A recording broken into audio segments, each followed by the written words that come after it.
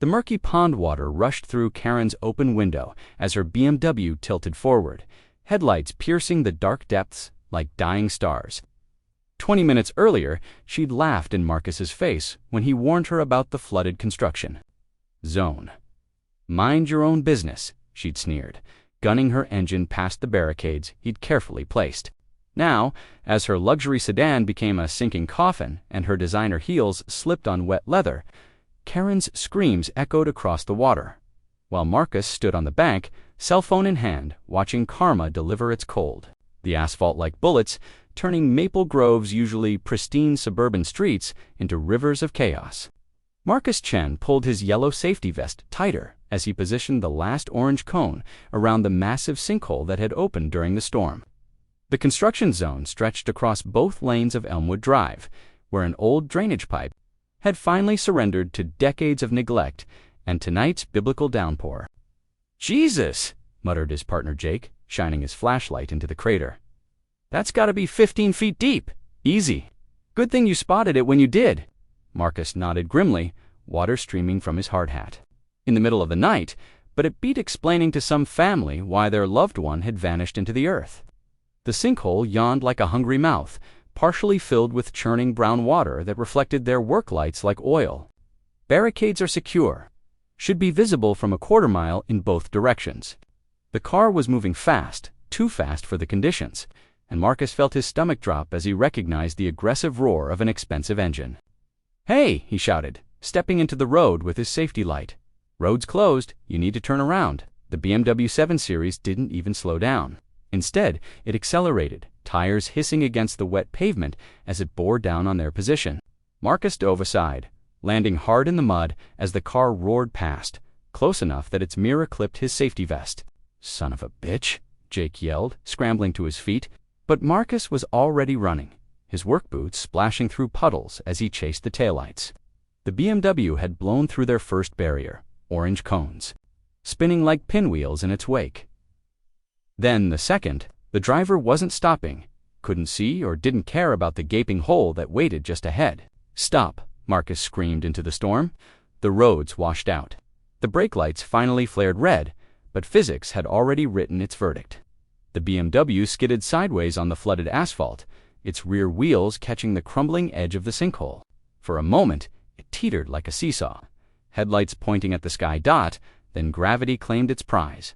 The car pitched forward with a sound like the world, breaking metal shrieking against stone, glass exploding, and underneath it all, a woman's scream that cut through the rain like a blade. The BMW disappeared nose first into the churning water, its taillights glowing red beneath the surface like dying embers. "Holy shit!" Jake appeared beside him, already pulling out his phone. "Calling 911? Wait." Marcus grabbed his arm, something cold settling in his chest as he recognized the license plate now visible above the waterline. Quinn's 2024. "I know that car." The vanity plate belonged to Karen Whitmore, the HOA president who'd made his life hell. For the past 6 months, the same Karen who'd filed complaints about his landscaping business, claiming his work trucks were lowering property values, who'd threatened to sue him when a client's sprinkler system had accidentally watered her precious rose garden, who'd stood in his driveway just last week, arms crossed and face twisted with contempt. "You people don't belong in this neighborhood," she'd said, her voice dripping with the kind of venom that came wrapped in suburban politeness. "Maybe it's time you found somewhere more ... appropriate." Water pouring through the open sunroof. As the car settled deeper into the muddy crater, Marcus could see movement inside Karen, thrashing against her seatbelt, her blonde hair plastered against the driver's side window. "Marcus," Jake shook him, "we gotta do something." The ethical choice was obvious. Run down, dive into that freezing water, risk his own life to save someone who'd spent months trying to destroy his. That's what a good person would do. Hero would do, but Marcus had stopped feeling heroic around the third time. Karen had called the police on his crew for suspicious activity, which turned out to be installing a garden pond for the elderly Vietnamese couple next door. He'd lost his taste for nobility when she'd convinced half the neighborhood to boycott his business, spreading whispers about those people and their questionable work ethics. The BMW lurched deeper, water now halfway up the side windows. Karen's face appeared pressed against the glass, her mouth open in a silent scream. eyes wide with the dawning realization that her German engineering wasn't going to save her from American gravity. "The current's too strong," Marcus said quietly. Watching the water swirl around the sinking car, too dangerous to attempt a rescue, it wasn't entirely a lie. The storm drain had turned the sinkhole into a whirlpool, and the concrete walls were slick with decades of urban runoff. Had pulled 3 people from a river during his Army days, and Jake had been a lifeguard through college. Between them, they could probably get her out. Should probably get her out. Jake stared at him, rain streaming down his face. "Dude, we can't what?" Marcus's voice was steady, almost conversational. "We followed protocol, put up barriers, warning signs, reflective cones. She chose to ignore them, chose to drive through our safety perimeter at dangerous speeds in poor weather conditions. The BMW's hood was completely submerged now, only the rear windshield and trunk still visible above the churning water. Karen's fists pounded against the glass, her movements becoming more frantic as the water level inside continued to rise. "Marcus, man, she's drowning." "No," Marcus corrected, his voice carrying a strange calm that surprised even him. "She's learning." He pulled out his phone and dialed 911, his thumb hovering over the call button. 3 rings, 4, 5, 911. "What's your emergency? This is Marcus Chen with Metro Construction. We have a vehicle in the water at the Elmwood Drive sinkhole." Marcus watched Karen's face disappear beneath the dark water, then resurface, gasping and choking. The car had maybe 2 minutes before it went completely under, negative, too dangerous due to current and unstable conditions.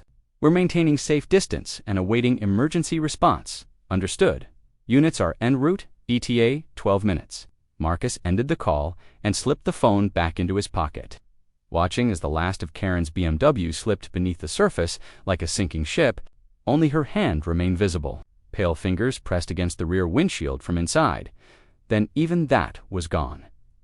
The sinkhole continued its hungry churning, swallowing the last few air bubbles that marked where the car had been. Sirens wailed through the storm, growing closer but not close enough. Jake stood frozen beside him, his face a mask of horror and disbelief. "Jesus Christ, Marcus, what did we just do?" Marcus pulled off his hard hat, letting the rain wash over his dark hair. For the first time in months, he felt something approaching peace. But she ignored every warning we gave her. Drove through clearly marked hazards at dangerous speeds. Marcus's voice remained steady, professional. Sometimes people make choices, and sometimes those choices have consequences. The first fire truck rounded the corner, its red lights painting the flooded street in hellish colors. His safety vest, and walked toward them, ready to give his statement about the tragic accident they'd witnessed. Behind him, the sinkhole continued to churn, keeping its secrets beneath the dark water. Karen Whitmore had finally found somewhere more appropriate. The dive team's floodlights turned the sinkhole into a theater of harsh shadows and blazing white light. Marcus stood behind the yellow tape, watching the divers surface again and again. Of deep-sea creatures, each time they came up empty-handed, he felt a strange mixture of relief and growing dread. Still no sign of the vehicle, Captain Rodriguez announced to the assembled crowd. "Currents stronger than we anticipated." Could have carried it into the storm drainage system the neighbors had gathered despite the late hour and driving rain. With his ever-present umbrella, the Morrison twins, who jogged past his house every morning. They huddled together under a sea of umbrellas, their faces grave with the kind of morbid fascination that disaster always brought. "Poor Karen," Mrs. Henderson whispered loudly enough for everyone to hear. She was just trying to get home from book club. If only someone had warned her. Marcus felt Jake's eyes on him but kept his own gaze fixed on the water. The dive team leader was explaining to Captain Rodriguez why they'd need to wait for the storm to pass before attempting a more thorough search. Into the underground tunnel system, Mr. Chen. Marcus turned to find Detective Sarah Walsh approaching, her notebook already out despite the rain. Yard last year. She had the kind of eyes that missed nothing and forgave less. "Detective Walsh, I understand you and your partner were working this section when the accident occurred." "That's right. Sinkhole to open up." "We were securing the area when it happened." Walsh's pen scratched against wet paper. "Walk me through the sequence of events." "Clear barriers. Proper warning signs. Driver ignored safety protocols." a tragic accident caused by reckless driving in dangerous conditions. You recognized the vehicle. The question hung in the air like a challenge. Marcus felt the weight of Jake's stare, the subtle tension in his partner's shoulders. BMW 7 Series. I meant the license plate, Quins 2024. Neighbors are saying it belonged to Karen Whitmore. If you say so. Marcus kept his voice level, professional. I was focused on the safety situation, not playing detective. Walsh studied his face in the harsh light of the emergency floods. You know Mrs. Whitmore. This is her neighborhood.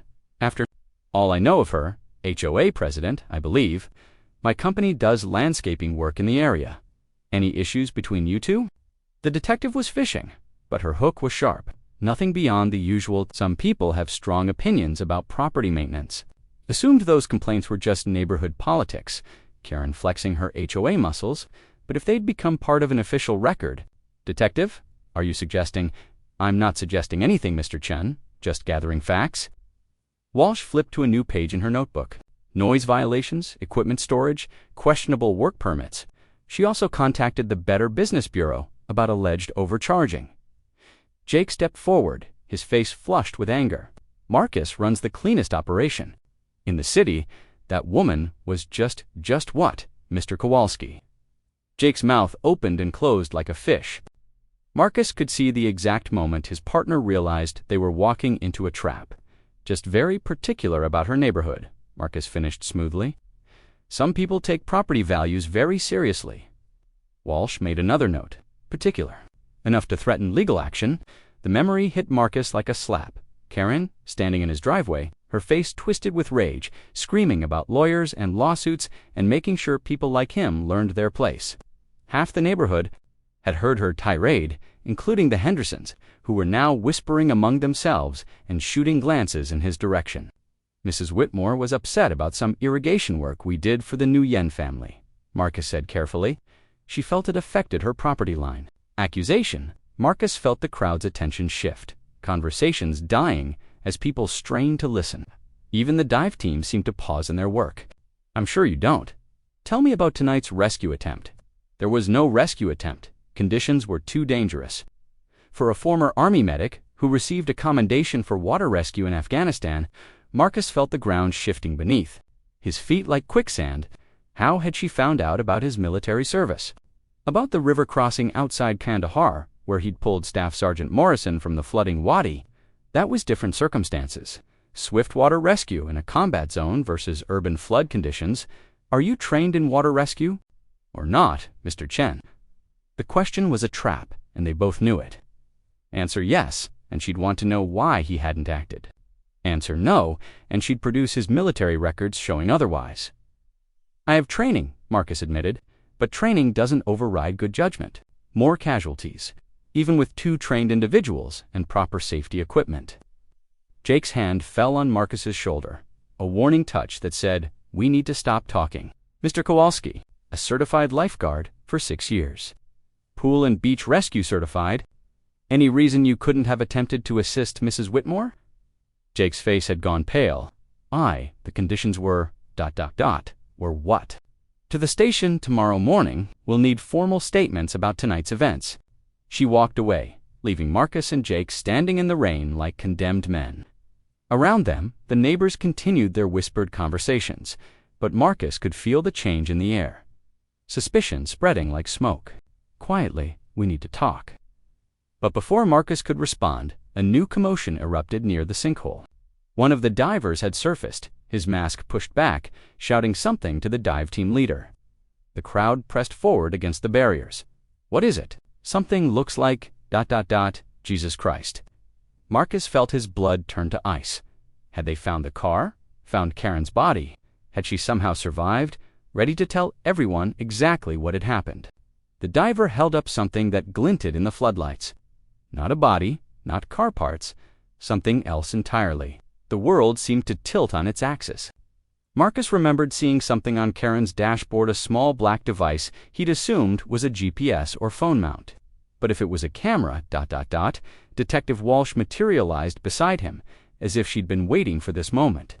Of the accident, she said conversationally. Should clear up any confusion about what really happened tonight. Marcus watched the diver swim toward shore, carrying what might be his death sentence in a waterproof case. Around him, the crowd buzzed with excitement at this new development. Fresh drama for the neighborhood gossips. Jake grabbed his arm. Barriers and drove into a sinkhole. End of story. But even as he spoke the words, Marcus knew they both understood the truth. The camera wouldn't just show Karen's final moments, it would show the aftermath. 2 trained rescuers standing on the bank, watching a woman drown, making the conscious choice to let her die. Detective Walsh was already on her radio. The dive team continued their search, but Marcus knew they wouldn't find Karen's body. The current had swept her away, just as it had swept away any chance of claiming this was anything other than what it was. More police cars, more detectives, more questions that Marcus couldn't answer without destroying what remained of his life. He looked at Jake, seeing his own fear reflected in his partner's eyes. 24 hours ago, they'd been honest working men with families and mortgages and plans for the future. Now, they were accessories to murder.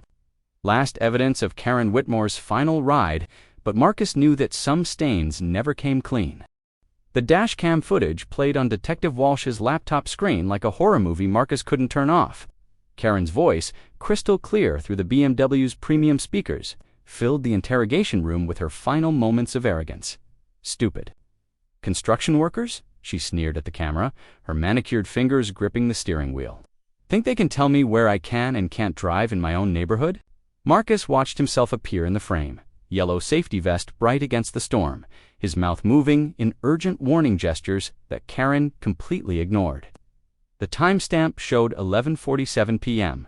The audio picked up his desperate shouts over the engine noise. Roads closed, you need to turn around. But Karen only pressed harder on the accelerator, her voice rising with entitled fury. Mind your own damn business, Chen. I know exactly who you are. The camera captured everything with brutal clarity. The BMW's aggressive acceleration through the first barrier, orange cones spinning away like toys. Marcus diving for safety as the car roared past. Then the sickening moment when physics took control. The vehicle teetering on the sinkhole's edge before gravity claimed its prize. The worst part wasn't Karen's screams as the car tilted forward. It wasn't even the underwater shots as the BMW sank, the camera recording her frantic struggles against the rising water. The worst part was what came after Marcus watched his own face filled the screen as he approached the sinking car. His expression clearly visible in the camera's night vision. No panic, no urgency. Just cold calculation as he stood at the water's edge, close enough to help, and made the conscious choice not to. The current's too strong, his recorded voice said calmly, too dangerous to attempt a rescue. Tense, shocked protest was captured. Dude, we can't just... Can't what? The Marcus on screen looked almost peaceful. We followed protocol. Detective Walsh paused the video, freezing on Marcus's face as he watched Karen drown. Want to revise your statement, Mr. Chen? Marcus stared at his own image, the face of a killer wearing a safety vest, in the harsh fluorescent light of the interrogation room. He looked exactly like what he was, a man who'd let his anger override his humanity. I want a lawyer. Smart choice. Walsh closed the laptop, because the camera kept recording for another 37 minutes after the car went under. 37 minutes of you and Mr. Kowalski standing there, having a conversation about choices and consequences while Karen Whitmore drowned 50 feet away. The door opened and Jake stumbled in, his face ashen. His interrogation had clearly gone no better. Behind him came Captain Rodriguez and another detective Marcus didn't recognize. Jake's been very cooperative, Walsh said conversationally. Told us all about your military training, your water rescue experience, how you could have saved her, but chose not to. Jake wouldn't meet Marcus's eyes. I'm sorry, man. I couldn't. They knew everything already. Marcus felt the last of his defenses crumble. Jake had broken, probably within the first 10 minutes. His partner had never been built for this kind of pressure. He was a good man who'd gotten caught up in someone else's moment of moral failure. The interesting thing, Walsh continued, is that Mrs. Whitmore's death wasn't even the end of your problems. Want to guess what else we found when we searched her car? She produced an evidence bag containing a waterlogged manila folder. Through the plastic, Marcus could make out the letterhead of Morrison, Price and Associates, one of the city's most aggressive personal injury law firms. Turns out Karen had done her homework, filed formal complaints with 3 different city departments about your business practices, gathered witness statements from neighbors about your allegedly aggressive behavior, even had photographs of your work crews that she claimed showed safety violations. Walsh opened the folder, revealing pages of documentation that Karen had compiled like a prosecutor building a case. Photos of Marcus's trucks, copies of permits, even a timeline of their various confrontations. She was building a lawsuit that would have shut down your business permanently. Fraud charges, license violations, possible criminal negligence. You would have lost everything: your company, your house, probably your freedom. The final piece of the puzzle clicked into place. Marcus had wondered why Karen had been driving so aggressively that night, why she'd seemed even more furious than usual. She'd been coming from her lawyer's office, armed with the legal ammunition to destroy his life. So when you saw her car go into that water, Walsh said quietly, you didn't just see a neighbor in trouble. You saw all your problems disappearing. Beneath the surface, the truth hung in the air like poison gas. Marcus had told himself it was about karma, about justice, about a racist woman finally facing consequences for her actions. But the reality was simpler and uglier. He'd committed murder to protect his business. Marcus Chen and Jake Kowalski, Walsh said formally, you're under arrest for the murder of Karen Whitmore. The handcuffs felt heavier than Marcus had expected. As they led him from the interrogation room, he caught a glimpse of the outside world through a small window. Dawn was breaking over the city, painting the sky in shades of pink and gold that seemed obscene in their beauty. In a few hours, the news vans would arrive. The story would spread through social media like wildfire.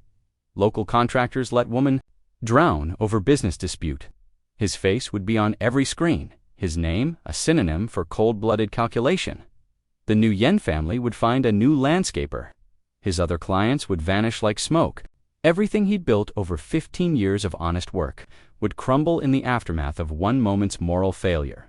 But, as they walked him toward the holding cell, Marcus found himself thinking not about his ruined future, but about the look on Karen's face in those final moments. The dash cam had captured it perfectly. The exact instant when her entitled rage had transformed into desperate terror. When she'd realized that all her complaints and threats and legal maneuvering meant nothing against the simple physics of drowning. She'd spent her final minutes underwater, probably thinking about all the things she'd never get to do. The lawsuits she'd never file. The lives she'd never ruin.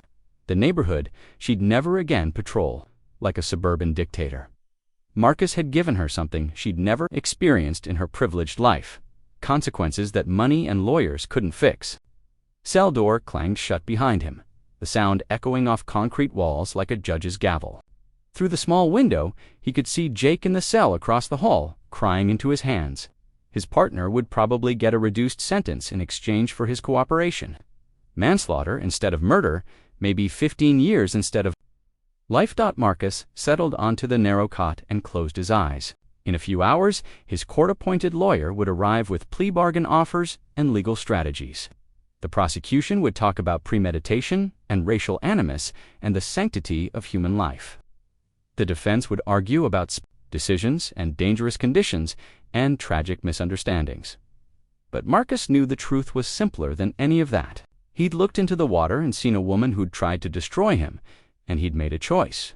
Not a good choice or a heroic choice, but an honest one. Karen Whitmore had finally learned that the world didn't revolve around her comfort and convenience. The lesson had cost her everything, but some educations were worth the price. Outside his cell window, the sun continued to rise over a neighborhood that would never be quite the same. The sinkhole on Elmwood Drive had been filled in, the road repaired and reopened, but the real damage couldn't be fixed with concrete and asphalt. Marcus had torn a hole in the fabric of civilized society, the unspoken agreement that people help each other in moments of crisis, regardless of personal animosity. He'd proven that beneath the veneer of suburban politeness lurked something darker and more primal. And somewhere in the city's storm drainage system, carried by currents that would eventually reach the sea, Karen Whitmore continued her final journey, no longer the queen of Maple Grove, but just another piece of debris swept away by forces beyond her control. The neighborhood would rebuild. New families would move in. New conflicts would arise. New petty tyrants would emerge to fill the vacuum Karen had left behind. But they would all remember the lesson of Elmwood Drive. Sometimes the people you try to destroy are willing to drag you down with them. Sometimes karma needs a helping hand. And sometimes justice wears a yellow safety vest and carries a clipboard, watching from the bank as the guilty sink beneath the surface of their own making. The sun climbed higher, burning away the last shadows of the storm. In his cell, Marcus smiled for the first time in months and settled in to wait for whatever came next. He'd finally found somewhere appropriate after all